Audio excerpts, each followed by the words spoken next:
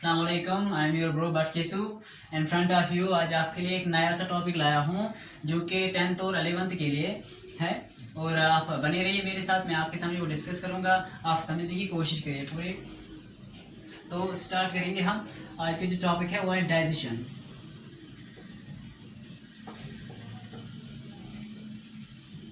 अगर हम डाइजेशन की बात करें कि हम 11th 10th में भी पढ़ते हैं हम, और 11th में भी हम ये पढ़ते हैं। और अगर हम देखेंगे ये एक अहम रोल हमारी ज़िंदगी में, हमारी लाइफ में अदा करती है हमारा डाइजेशन। अब अगर आप कहोगे तुम्हारा डाइजेशन क्या हुआ, digestion it means break down of food, यानी कि जो हम गुज़ा खाते हैं उसकी जो मतलब वो कैसे अंदर हजम होता है, मतलब कहाँ किसकी डाइजेशन होती है, फैट्स होते हैं, विटामिन होते हैं और मिनरल्स होते हैं, मतलब किस जगह कहाँ डाइजेशन होती है, और बाद में जो ग्लूकोज कहाँ से प्रोड्यूस होता है। चलिए हम देखते हैं इसमें।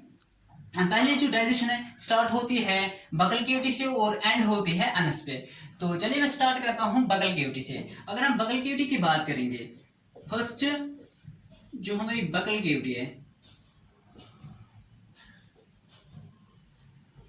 मैं आपको डायग्राम भी बनाऊंगा, यहाँ पर डायग्राम के लिए मैं शो करूंगा आपको। अगर हम बात करेंगे यहाँ पर डायग्राम बनाएंगे डाइजेस्टिव सिस्टम।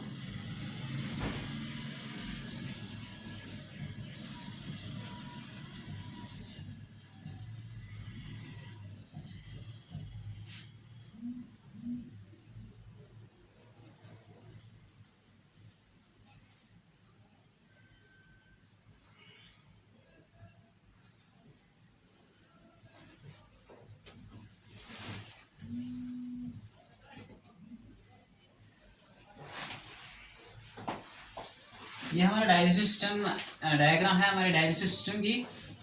और यहाँ पर क्या होता है, गॉल ब्लैडर होता है और ये लिवर।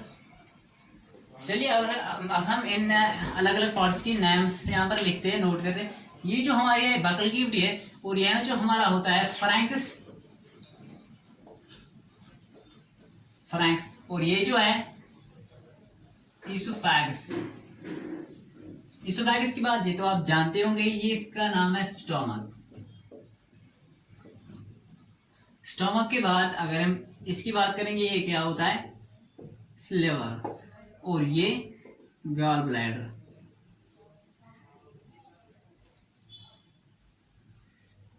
और ये जो हमारा है यहाँ पर होता है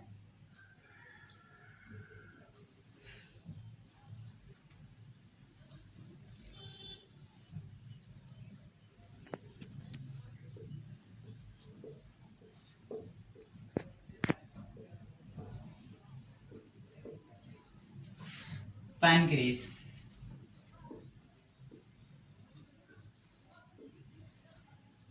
पैनक्रियाज की बात अगर आप देखेंगे, यहाँ पर ये जो स्मॉल इंटेस्टाइन्स है और ये लार्ज इंटेस्टाइन्स।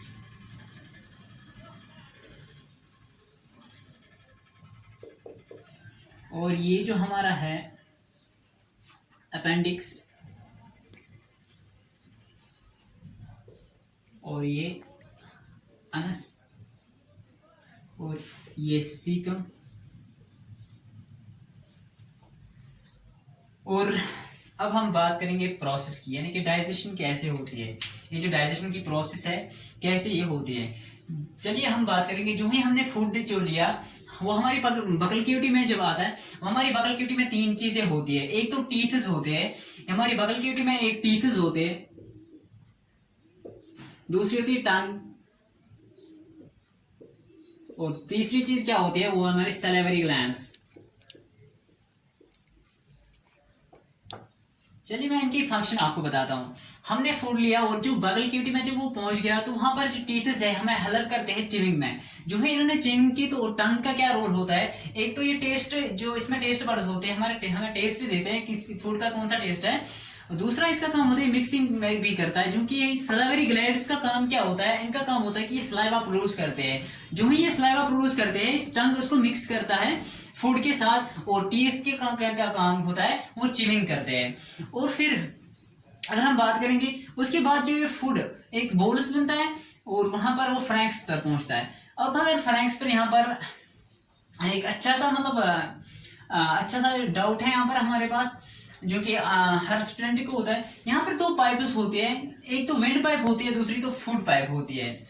अगर यहाँ से फूड गया तो वो विंड पाइप में क्यों नहीं जाता, अगर एयर आए तो वो इसोफेगस में क्यों नहीं जाता? इसके लिए हमारे अल्लाह ताला ने यहाँ पर एक चीज रखा है जिसका नाम है, जैसे ऐसे उसका स्ट्रक्चर होता है जिसके दो पाइप्स के ऊपर होता है, जिसका नाम होता है एपिग्लॉट्स। एपिग्लॉट्स जिसका नाम है।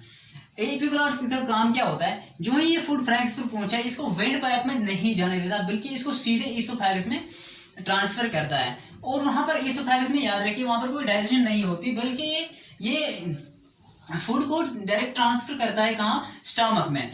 और यहाँ पर कैसे ऐसे सीधे ट्रांसफर नहीं होता है डायरेक्टली, वहां पर एक प्रोसेस होती है जिसको हम पेरिस्टालसिस कहते हैं। पेरिस्टालसिस का मतलब क्या होगा, रिलैक्सेशन कॉन्ट्रैक्शन, यानी कि पहले रिलैक्सेशन होती है, फिर कॉन्ट्रैक्शन होती है, फिर फूड ऐसे ही कहाँ पहुंचता है, हमारे स्टमक में। और यहाँ पर एक स्प्लिंटर भी होता है जिसको हम गैस्ट्रोएसोफेगल स्प्लिंटर भी कहते हैं। और यहाँ पर क्या, ये जो हमारा स्टमक है, जो ही यहाँ पर फूड पहुंच गया, यहाँ पर जो ऑलरेडी हमारे स्टमक में क्या क्या होता है उनको हम डिस्कस करेंगे। यहाँ पर जो हमारा स्टमक है इसकी चार पार्ट्स हैं, corpus, fundus, pyloric, sphincter. Pyloric और क्या नाम है उसका, याद नहीं, याद आएगा तो मैं बोलूंगा। और ये जो यहाँ पर होते हैं बॉडी होता है, अभी याद है।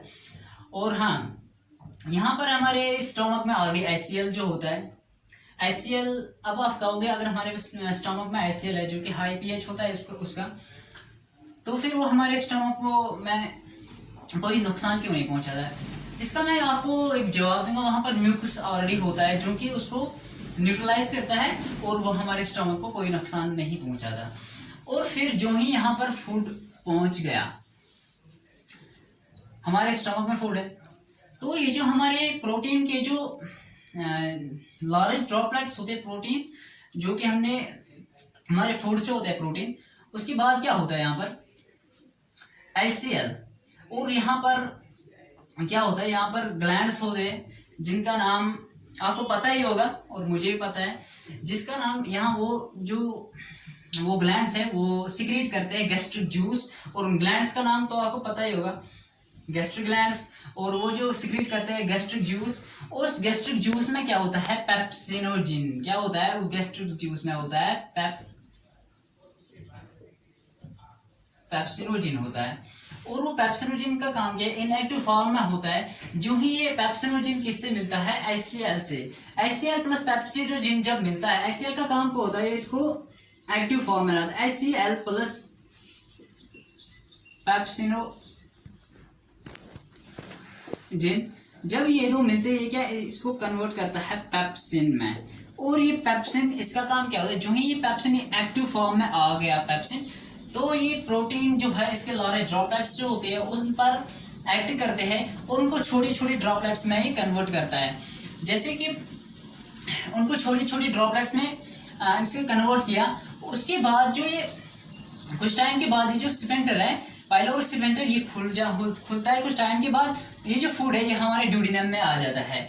ड्यूडिनम में जो फूड स्टोर हुआ, यहाँ से क्या होता है, लिवर बाइल जूस, लिवर में जो ग्लैंड्स होते हैं वो रिलीज करते हैं बाइल जूस, जो कि ड्यूडिनम में आते हैं। ड्यूडिनम से वो गॉल ब्लैडर में स्टोर होता है और यहाँ से पैनक्रियाज सिक्रेट करता है पैनक्रियाटिक जूस, जो कि गॉल ब्लैडर में स्टोर होता है। जो ही फिर फूड यहाँ पर पहुँचता है गॉल ब्लैडर, वो फूड वो सिक्रेशन यहाँ पर रिलीज करता है। फिर जो यहाँ पर डाइजेशन होती है फैट्स की। फैट्स जो लार्ज फैट्स ड्रॉपलेट्स जो होते हैं उनको स्मॉल फैट ड्रॉपलेट्स में कन्वर्ट किया जाता है।